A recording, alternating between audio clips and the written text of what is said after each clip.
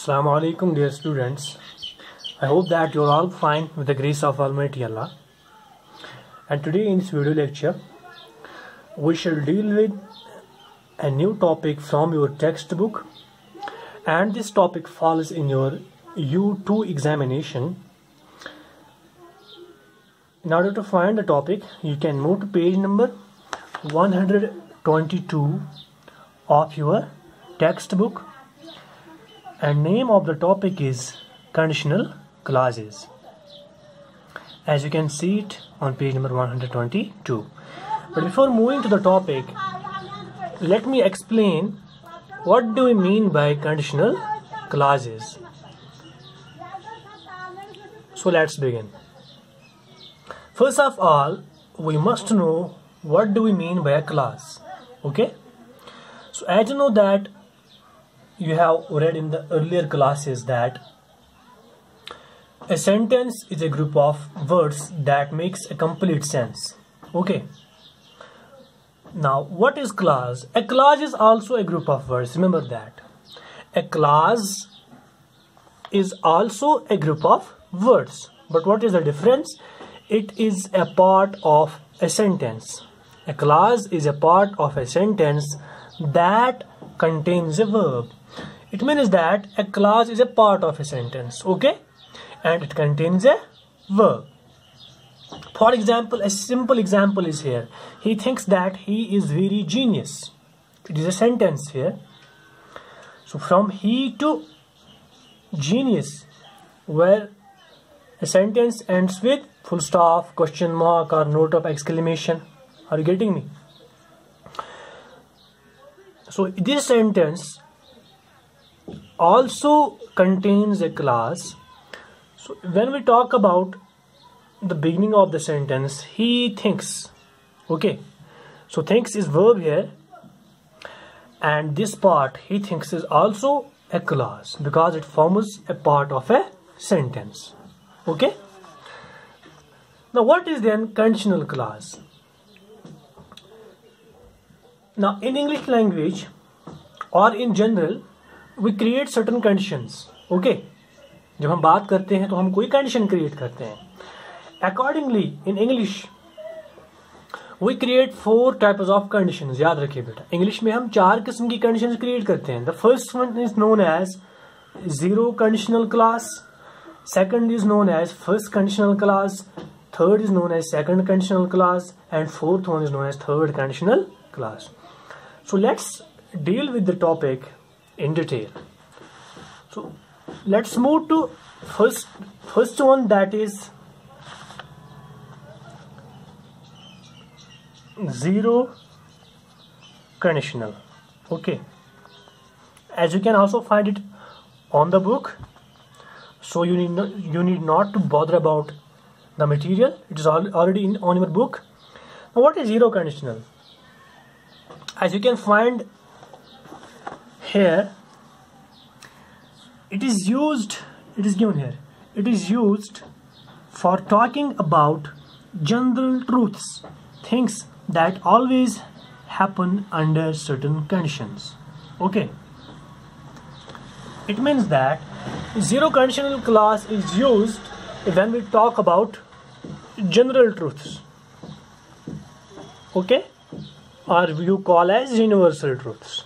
Okay, जब भी हम जनरल ट्रूथ की बात करेंगे, जब भी हम यूनिवर्सल ट्रूथ की बात करेंगे, कोई ऐसी कंडीशन हम क्रिएट करेंगे जिस कंडीशन में जनरल ट्रूथ हो, यूनिवर्सल ट्रूथ हो, हर कोई वो एक्सेप्ट करता हो, तो उस वक्त हम यूज करते हैं जीरो कंडीशनल. इसका मतलब क्या है? Let's see. तो हर एक कंडीशनल क्लास की, every conditional class has it is rule.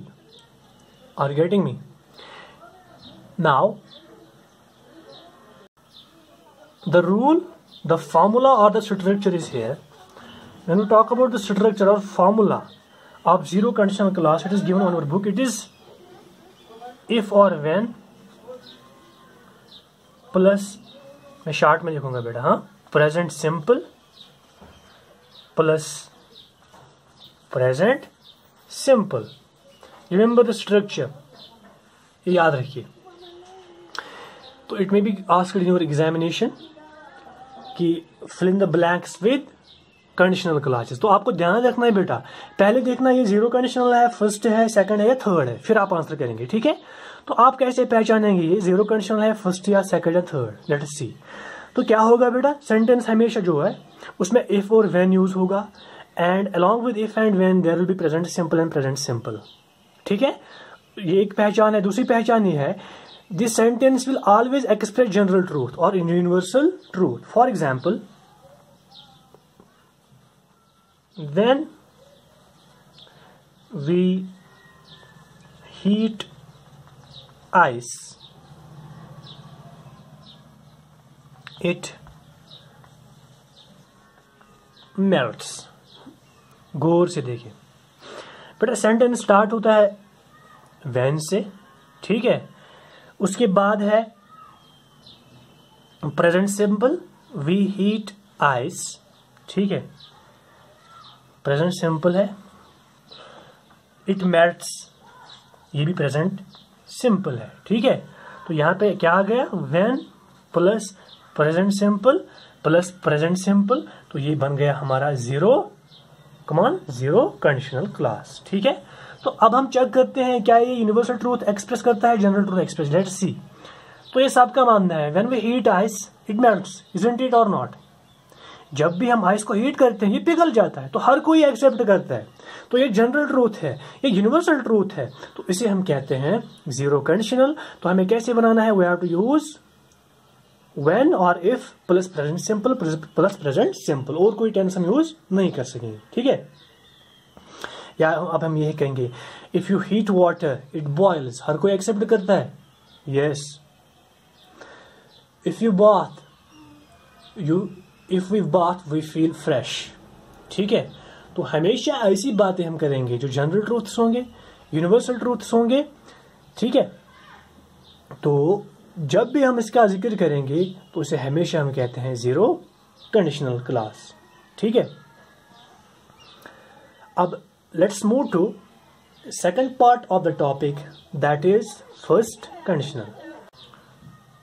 Now it is clear to you that zero conditional class, okay, is used for talking about general truths about universal truths. Okay, things that always happen under certain conditions.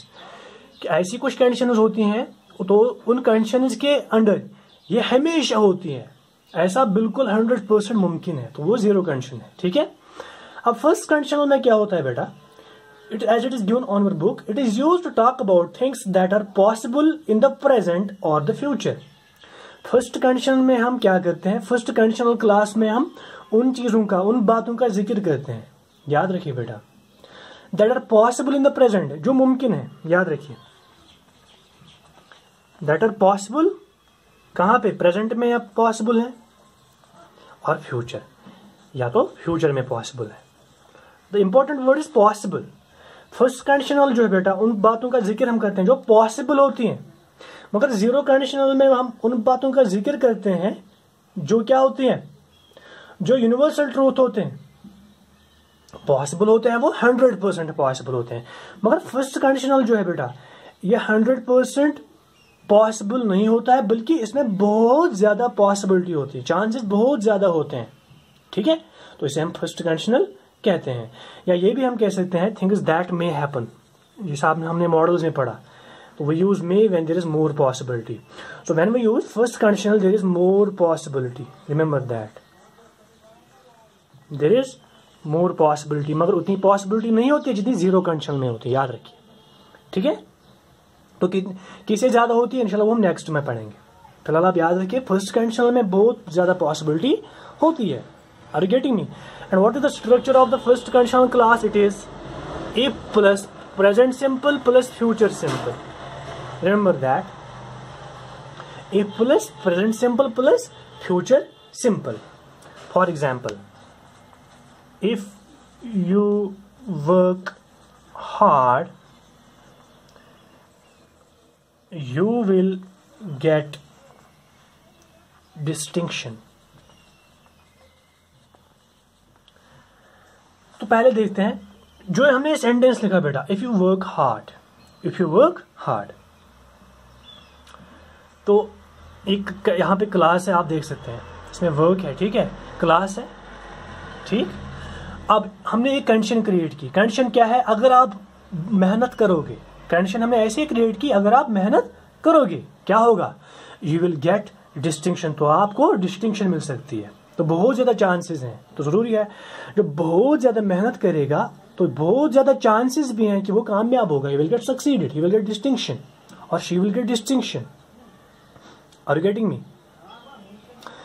तो in these cases, ऐसे जो भी sentences होंगे इसमें बहुत ज्यादा possibility होती है, तो वहां पे हम यूज करते हैं present simple plus future simple. मगर याद रखिए बेटा, ये एक गलती होती है अक्सर। अगर मैं यहाँ पे एक सेंटेंस लिखूंगा, if you will work hard you will get distinction, it is wrong. Why? याद रखिए बेटा, इफ के बाद if is never accompanied with will। याद रखिए, इफ जो है it is never exceeded by will.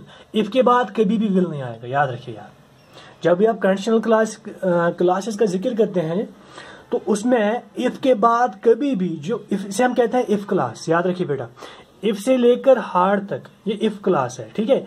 If class में हम कभी भी विल यूज नहीं कर सकते हैं, नेवर एवर। याद रखिए, ठीक है। तो इफ जो है इट नलिफाइज विल, इफ के साथ कभी भी विल यूज नहीं होगा। जैसे यहाँ पे लिखा हमने if you will work hard, बिल्कुल गलत है, इफ यू विल नहीं आएगा। मे बी एडिटिंग में आता है कभी, खास करके 10th क्लास या 8th क्लास में आता है, करेक्ट द फॉलोइंग सेंटेंस, वहां पे लिखा होता है if you will work hard you will पास। तो आप कंफ्यूज होते हैं, तो ठीक है, नहीं ठीक कैसे है, इफ के बाद विल नहीं आएगा। याद रखिए, तो if you work hard will नहीं आएगा, फिर आएगा इफ क्लास के बाद विल आएगा, यू विल गेट डिस्टिंक्शन। यानी पहले हमने क्या किया, if you work hard, you work, I work, you work, he work, she works, they work.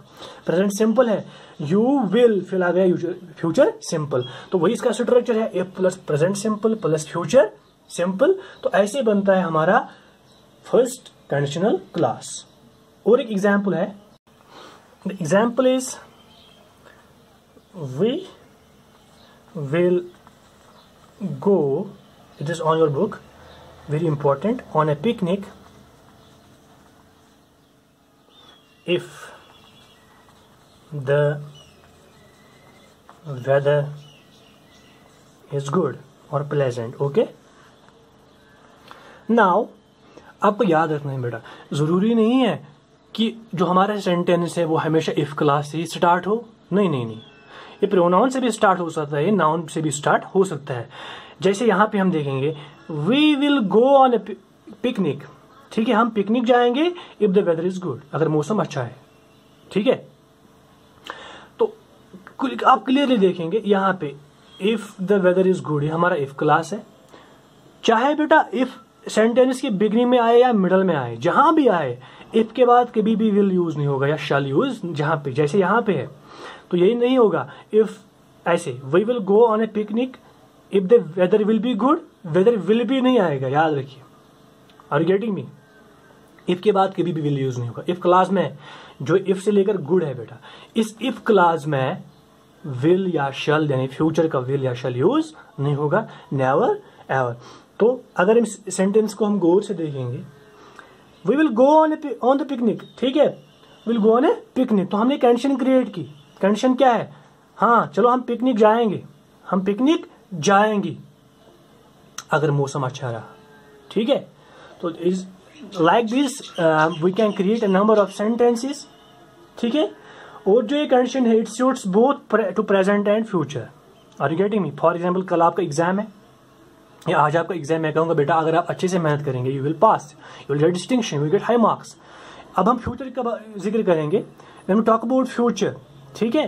तो पिकनिक हमें जाना है, फॉर एग्जाम्पल हमें नेक्स्ट संडे को जाना है, तो ये फ्यूचर इवेंट है। तो हमने एक कंडीशन क्रिएट की, अगर मौसम अच्छा रहा तो हम पिकनिक जाएंगे accordingly. So it may happen, possibility है, बहुत ज्यादा पॉसिबिलिटी है। Are you getting me? तो डिफरेंस क्या है? Zero conditional is now come on, it expresses universal truths, general truths, इसमें 0% भी डाउट नहीं होता है।